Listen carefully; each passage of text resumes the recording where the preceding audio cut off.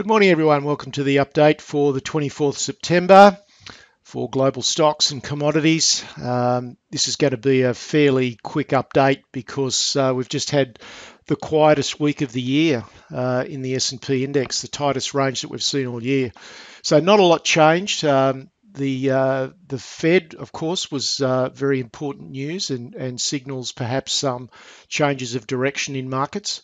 But let's jump in and have a look.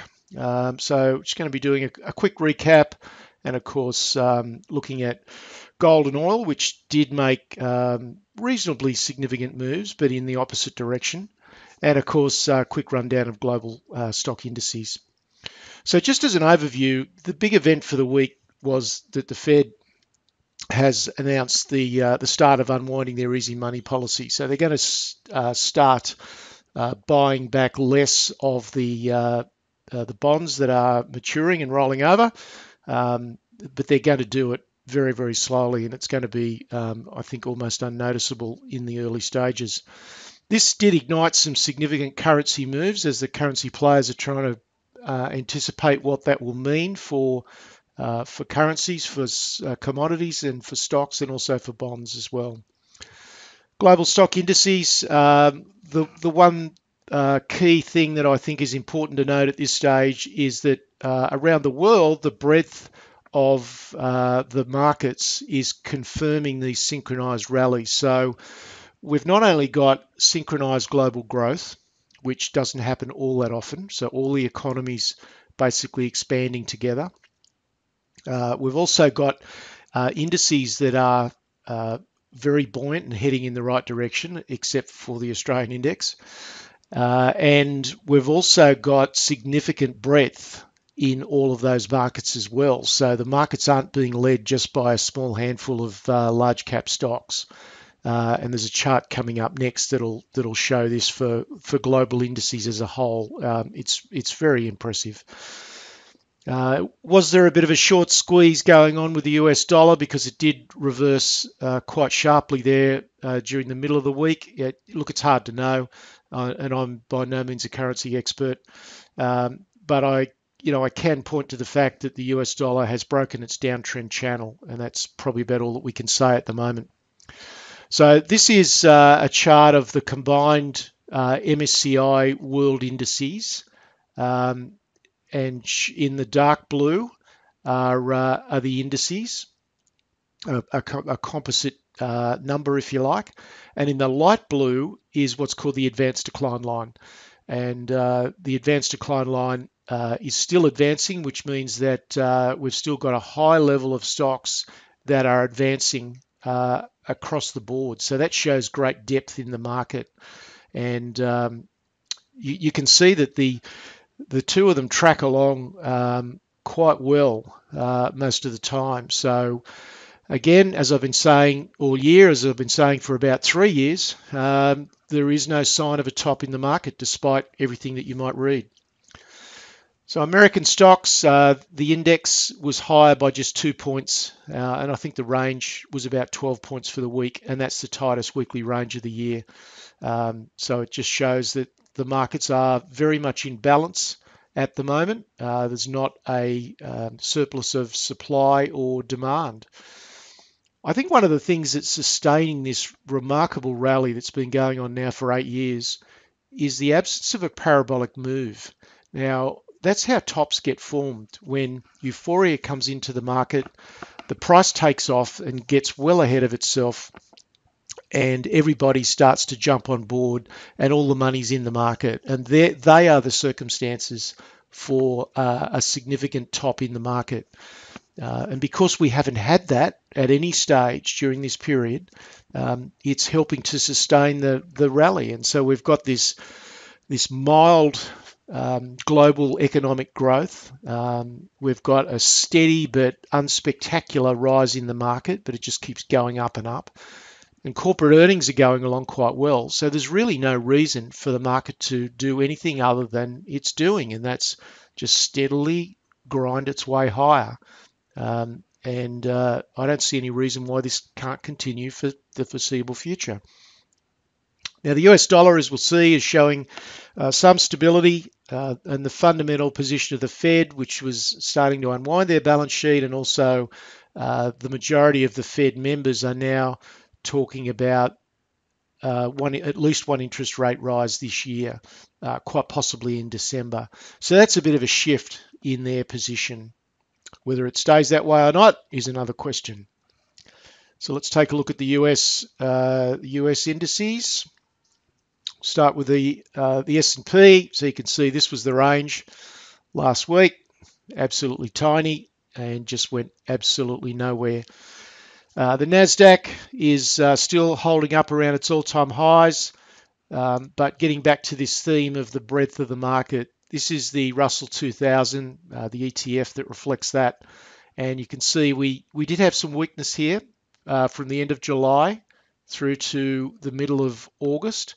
But that has quickly reined itself in, and we're now back to all-time highs, all-time closing highs.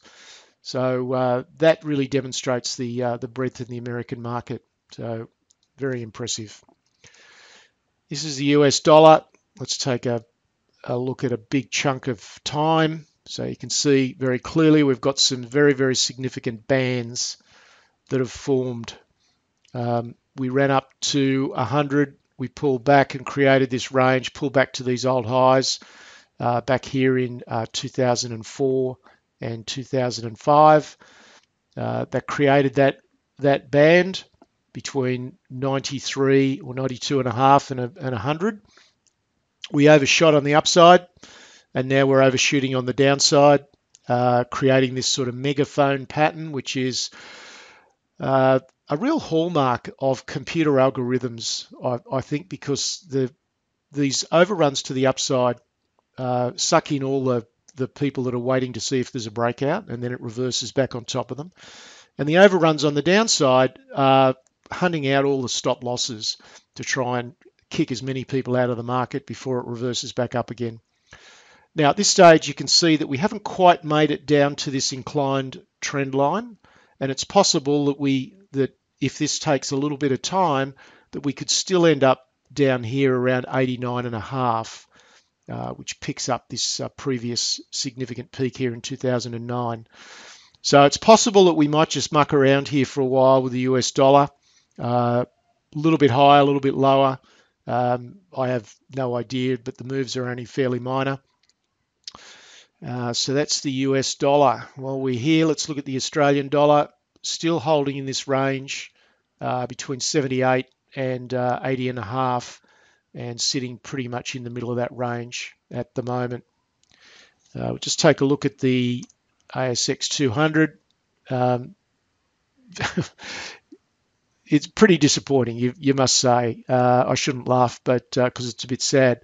But it's just chalk and cheese between the ASX 200 and therefore the top 10 or 20 stocks and the rest of the world. And if you're basing your income around the top 20 or top 50 stocks in Australia, then you'll be having a pretty somber time of it, unless, of course, you're like one gentleman that I spoke to a couple of days ago, and he trades options and generates income in the Australian market, which is fine.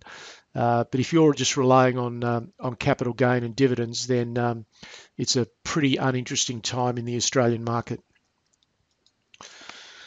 Okay, so just summarising, the Australian dollar just eased a little bit. All the commodity currencies were under pressure: the Canadian dollar, the New Zealand dollar. And iron ore was down sharply and is coming back to some degree of reality. I mean, it was just cloud cuckoo land when iron ore was above $90 a tonne. Our index managed to lose 13 points on the week, and it's certainly one of the worst performers around at the moment, or in fact all year. Gold was down another $24. So if you recall back 2 or 3 weeks ago and another 3 or so weeks before that, when gold was scooting up to $13.50, I said that it was not sustainable. Stocks were not leading, and therefore we were going to see a reversal in the gold price. And of course, that's what's happened over the last 2 weeks. the futures market just took gold too high, and it had to come back the other way. So we got a continuation of that reversal during the week that's just been. The futures market, being as leveraged as it is, led the way. But this is really interesting. GLD, which is the world's biggest ETF that tracks gold, still shot higher to 856 tonnes. So nearly 20 tonnes of gold holdings were added to the ETF, and I certainly didn't expect to see that. So I don't quite know what to make of that, with the ETF holdings shooting a lot higher, but gold stocks down. So the short-term reversals in precious metal stocks continued through as expected. And I think at the moment, as you'll see in the chart in a minute, playing the range in precious metals is really the only way to go. There is no trend in precious metals at the moment. It's just going from one end of the range to the other and back again. So let's take a look at those charts. We'll start first of all with the weekly chart on gold. So there's our big picture from the $1,900 an ounce peak in 2011. And we are just caught in this range. Now, we do have higher highs and higher lows through here. So unless we breach this low here, so as long as we hold above 1205, then it's possible that the next move after this dip, it's possible that the next move is then a breakout. But we've really got to hold above here. So I would say 1205, 1210 is an important line in the sand for gold. If you look at this on a weekly, you can see that we were above some key little peaks here that were formed in April and again in June. Managed to get above it. Still not definitive yet. We could just head back up from here. But if you look at GDX, which is the gold stock indices, so this is the chart we've been looking at for some time, weekly chart on GDX, and you can see that we're really just in this fairly tight range between 19 and about 25, and that's the range at the moment. So nothing much more needs to be said about precious metals. Turning now to copper, it was a fraction weaker again, mostly on currency to 291. But crude oil was the winner, despite the US dollar being a little stronger and nearly all other commodities being down. Crude oil was higher to $50.66. And certainly energy stocks have confirmed a change of character. It was a possibility a week or two ago, but we've now got confirmation of that.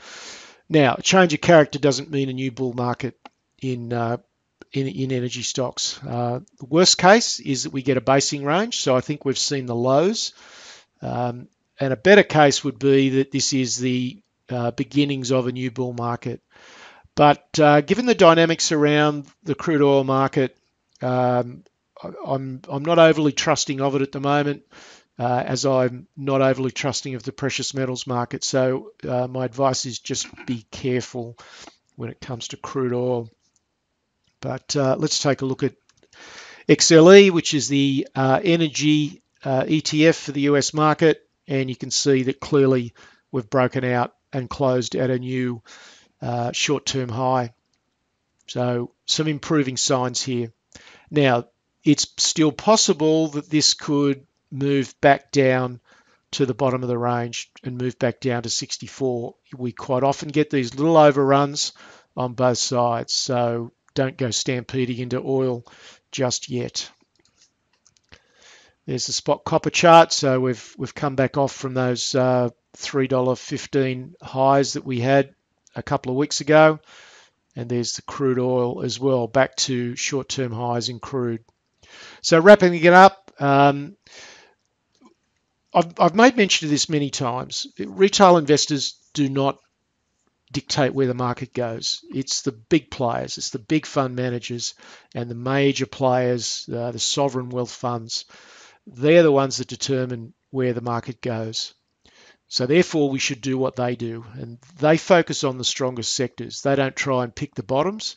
They are the ones that create the trends, and once a trend is in vogue, then that trend is likely to remain strong because fund managers stay with the strongest trends, and so you get strength contributes to more strength.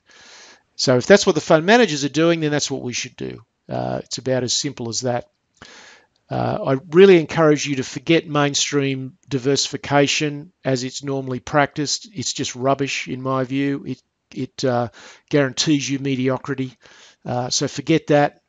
Forget what you're doing or what you've always done if it's not producing you the results that you want.